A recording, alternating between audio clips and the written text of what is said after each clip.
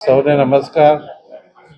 નાણાં વિભાગના અધિક મુખ્ય સચિવશ્રી, અધિકારીશ્રીઓ તથા સૌ પત્રકાર મિત્રો, માનનીય વડાપ્રધાન શ્રી નરેન્દ્ર મોદીજીએ વિકસિત ભારત 2047નું આહ્વાન કર્યું છે.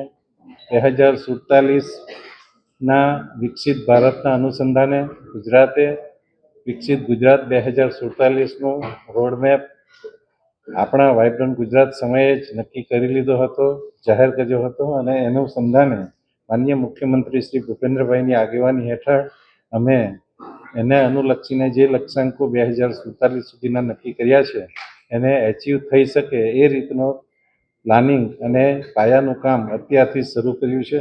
અને અમૃતકાળમાં અમારો કર્તવ્ય કાળ પણ છે. અમૃતકાળ આપણે કહીએ છીએ, પરંતુ સાથે સાથે દરેક અધિકારીઓ, પદાધિકારીઓ તથા આપણો સૌનો, દેશના દરેક નાગરિકોનો આ કર્તવ્ય કાળ છે. કારણ કે આવો સુવર્ણ સમય આપણને મળવાનો નથી.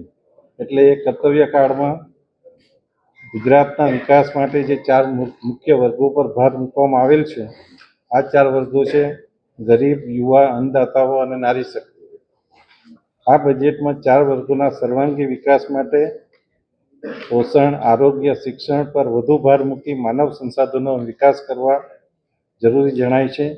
જે સાથે જ યુવા વર્ગને તાલીમબદ્ધ, એટલે કે જે નવા ઉદ્યોગો આવે છે, સેમિકન્ડક્ટરનો ઉદ્યોગ આવે છે, ઘણા બધા આઈટીના ઉદ્યોગો આવે છે, ફિનટેક હબ જ્યારે આપણું ગિફ્ટ સિટી બનવા જઈ રહ્યું છે, ત્યારે આ નાણાકીય વ્યવસાયોના ઘણા બધા આયામો આપણે આપણા યુવાનોને શીખવવા પડશે.